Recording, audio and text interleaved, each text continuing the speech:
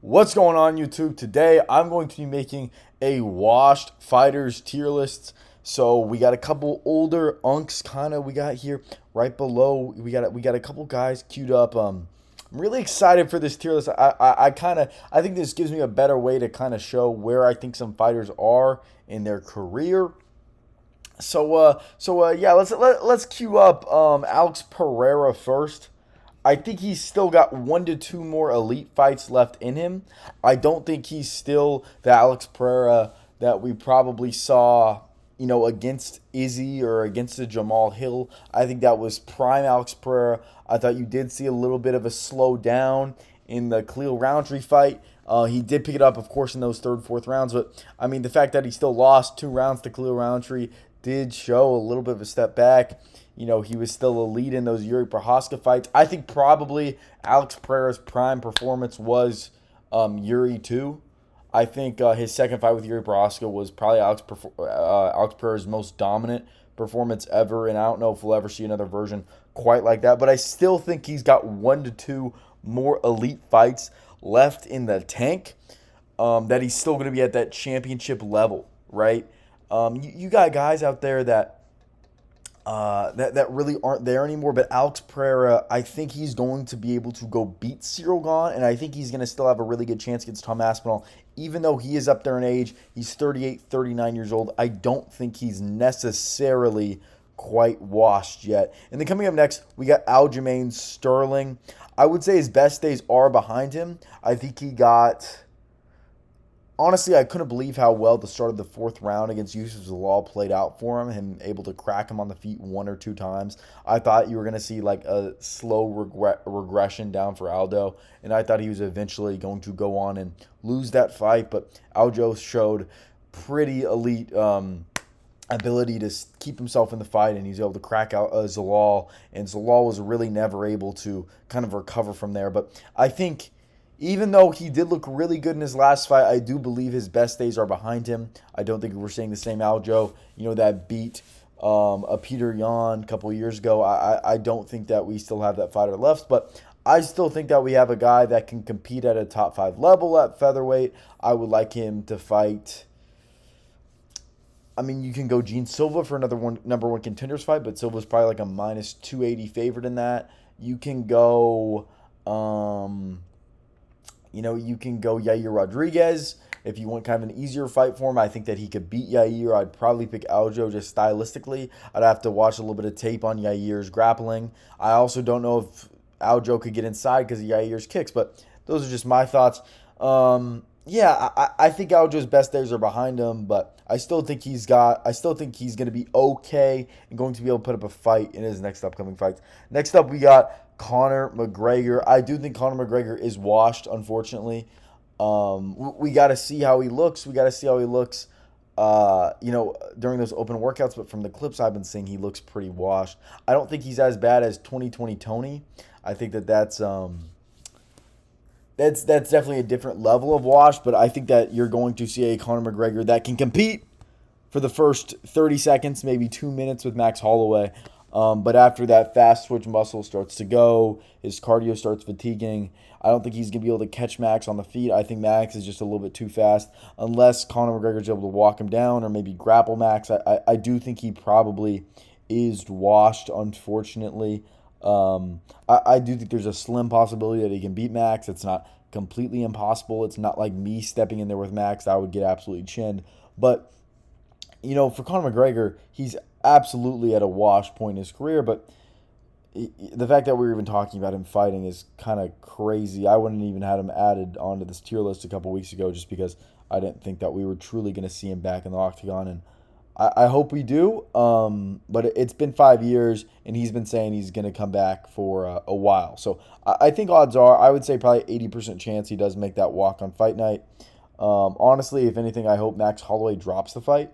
I don't want to see him fight Max. I think that's not a fun fight. I'd rather see him fight someone like Dan Hooker. And we're talking about Dan Hooker right now. I would also say Dan Hooker is also washed.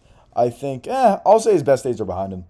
Dan Hooker was never like an elite fighter, so I don't think it's fair to compete. Like, oh, he's not able to compete with BSD. Oh, he's not able to hang with Arman.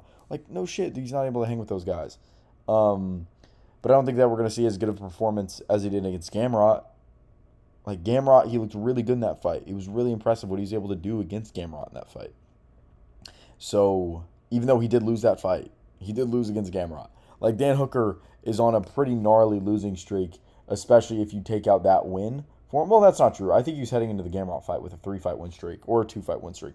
So I guess I just don't think we're seeing prime Dan Hooker again. I don't think that that's a hot take by any stretch of the imagination.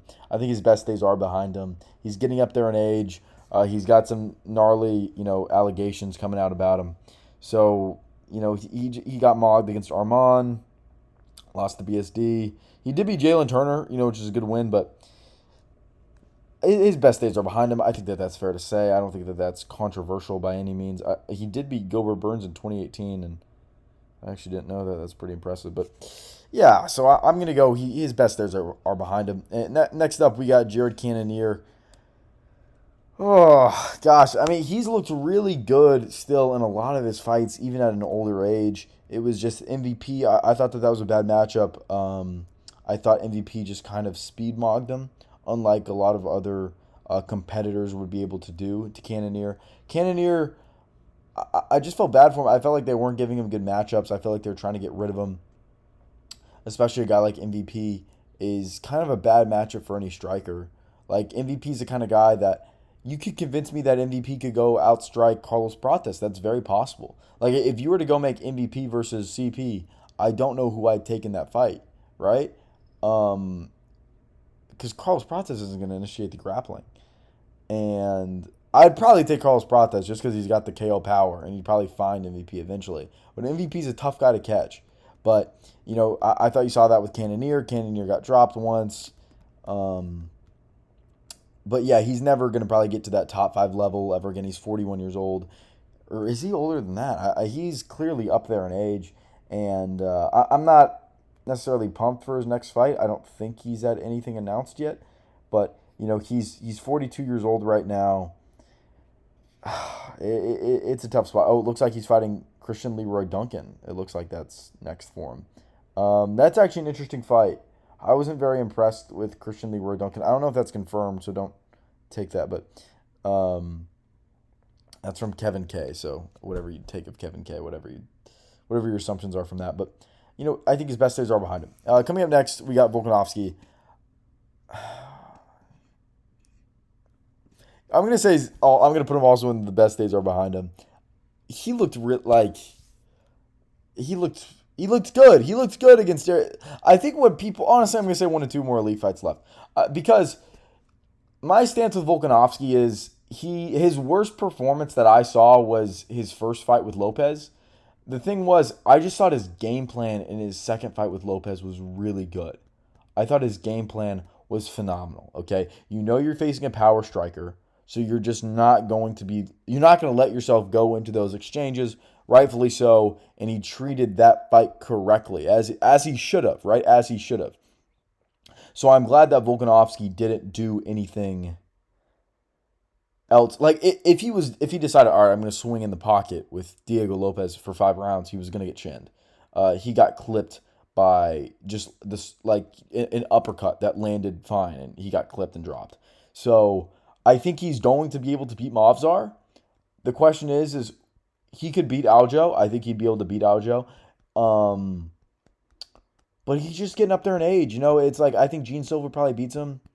He's the only guy that I'm really kind of confident that I could say does beat Volk in the 145 division, because I think Volk is a better striker than what Movsar was. Movsar did not impress me really at all in the Lerone fight, and he did beat Lerone, by the way. I'm absolutely in the camp that Movsar won round 1.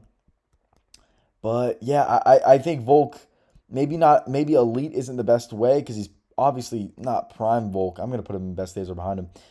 The fact is he's able to beat kind of not the best division at 145. Like, he's not fighting Kevin Vallejos. Like, I think Kevin Vallejos would give Volk problems, but I think, Volk would use his grappling. So it's like Volk is just such an overall well-rounded fighter that he's smart.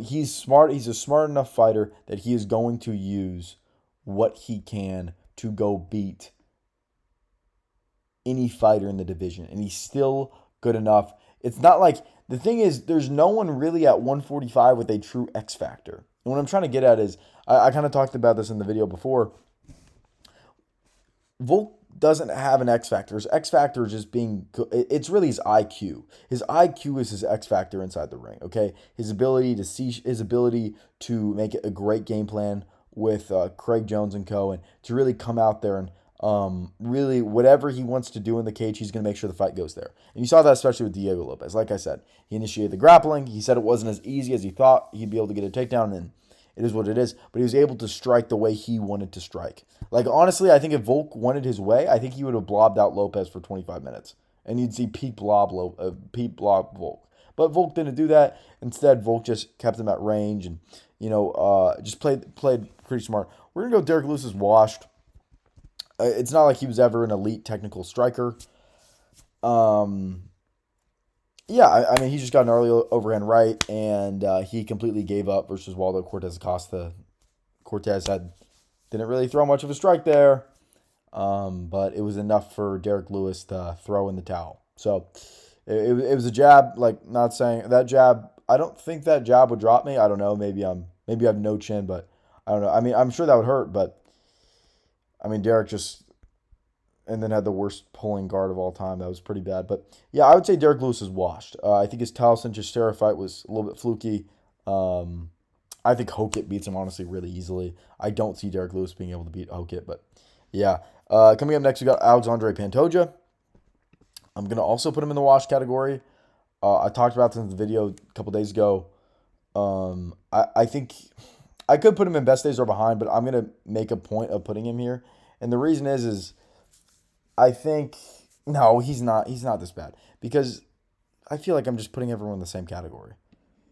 Volk goes in 1 to 2 more elite fights left. But Alexandre Pantoja, the thing about him is flyweight is a speed game. Okay, I made this comment. There's no country for old men. There's no division for old men. Okay, and that division is flyweight. There's no division for the fastest. There's no division for old men whenever you're in the fastest division in the UFC. Okay, you simply can't compete at 125 if you're losing any sort of speed advantage. And breaking an arm and being 36 years old, being one of the oldest to ever do it at flyweight, and not being, other than Demetrius Johnson, which I don't think Pantoja's at that level. I know we like to make comparisons to that, but he's not. I think he's one of the goats of the flyweight division. Obviously, I think he's number 2, but he's just going to get speed mogged versus Joshua Van. And of course, unless he can get his back, which I don't think that Van will let him give up. Like, that is the one thing he can't let happen. It's just hard to hold down little guys. So I'm going to say his best days are behind him. I don't see much kind of left in the tank in Alexandre Pantoja. I would honestly say Dan Hooker's washed. And that's why I wanted a Dan Hooker versus Conor fight. He was fighting top guys in the division. Charles Oliveira, his best days are behind him. And I think we can put Cannonier and wash just to make this a little bit more balanced. But Charles Oliveira, I don't know. I'm going to put Pantoja in wash. I think Pantoja loses to today's Charles Johnson. And I made a video on that. I think he gets chinned. I do. I don't know if Pantoja is still a top 10 fighter in flyweight. I don't know. I'm going to have to see how he comes back off of this injury, off of his age. Like, he's really got to prove a lot to me to say that he's still one of the top guys at 125. Charles Oliveira's best days are behind him. I'm honestly closer to putting him in the wash category. His performance against Max was just another high IQ kind of Volkanovski level fight, right? And the thing about that is what Charles Oliveira did versus Max Holloway was the path to least resistance, which is what he's going to do for the rest of his fights. I don't think people are ready for Oliveira to become a blob of a fighter, but I think that is what he is going to become. You saw it in the Gamrot fight. He doesn't want to strike with guys anymore, and I get it, okay? His chin's weakening. He's getting older. He's 36 years old. I don't want to see him strike with guys either, and I think he's just going to become a massive grapple-heavy fighter. And I think if you saw him fight, I think unless you see him fight another grappler like an Arman or a BSD or a Patty, then you're going to see striker Oliveira come back. But if you see him fight any type of striker, like God forbid he fights Ilya again, but Ilya, I mean, is there a lot of strikers even at 155 anymore? I mean, obviously Max Holloway, right? But he's not fighting him. Justin Gaethje, if you ever fought him again for whatever reason, he would have a crazy grappling heavy approach. It's just like I think in the fights where he doesn't have the upper hand in striking, I don't think he's gonna entertain the striking at all, right? At all, even if it's competitive. I just think that you're gonna see a really grapple heavy Max Holloway come out there and just attempt to grapple mog the fighters that he's going against. And I think his best days are behind him. I think it's an interesting new strategy. It's a strategy that relies less on speed, less on fluke or be fluked, which I think is really good for Oliveira. Coming up next, we got King Green. I think he's currently in his prime. It's not like a Jeremy Stevens win is that impressive per se. Uh, but dude, he looks so good.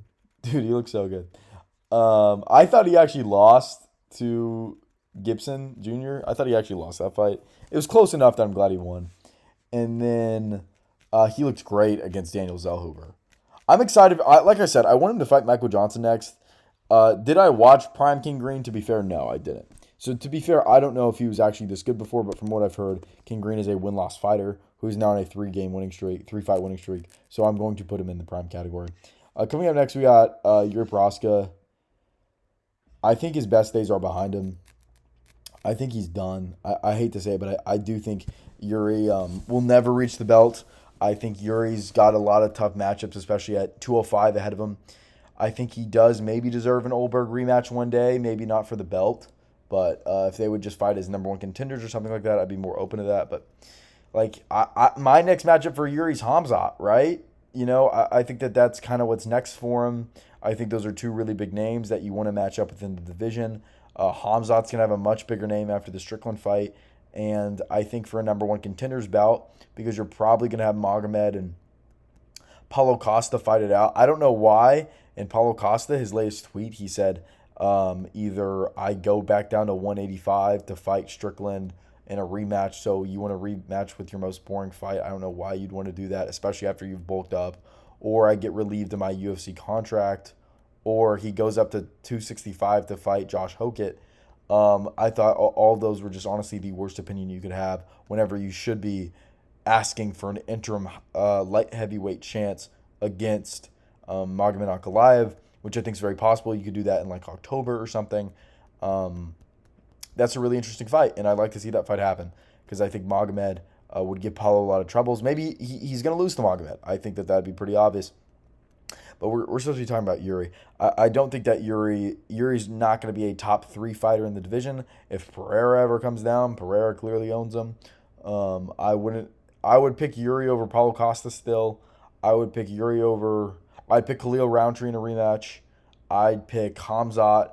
I'd pick him over Jan Blachowicz. But I don't think he's ever getting the belt. That's a different level. But I'm excited for his next fight, especially if it is against Hamzat. I think you'd almost main event that that is a phenomenal co-main for almost any card, right? You could even main event that, and I think that's a big enough fight.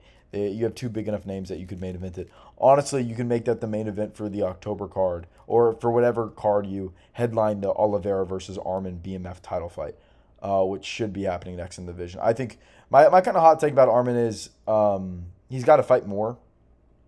Congratulations, you did beat Dan Hooker, but it's Dan Hooker. You need to have a better win to get a title shot at 155. I'm not all aboard the Arman train. I think it's clearly him versus Oliveira for a BMF shot. I think that just makes sense. Coming up next, we got Belal. I think he's still got, honestly, 1 to 2 more elite fights in him. I thought the Ian Gary fight was much, much closer than what people kind of gave it credit for. I thought Belal, especially against Ian Gary, it was a really contentious fight. He got eye poked, I think twice in the fight, and I'm excited to see what Belal has coming up next. I mean, his Gabriel Bonfim fight is going to be a tough fight for him. I think he's able to win that.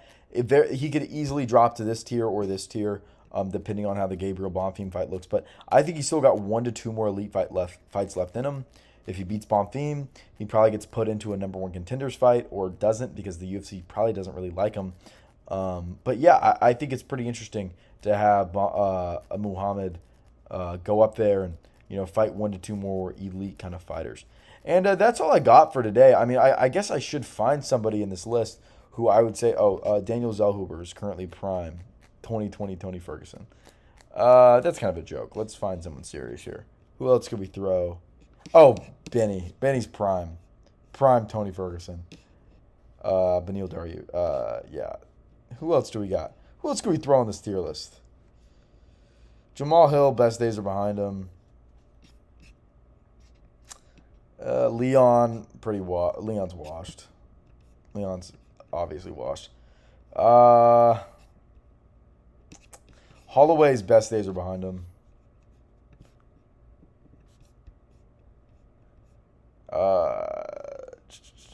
Dominic Reyes, best days are behind him. He's washed. He's dude. Freaking Roman Dolidze is genuinely 2020. Where I lost his face. Whatever. He's 2020 Tony Ferguson. And yeah, that's about all I got for today. I appreciate you guys watching. If you're still here, leave a like, subscribe. I'd appreciate that a lot. So, Josh Emmett, Prime 2020 Ferguson. See you guys later. Bye.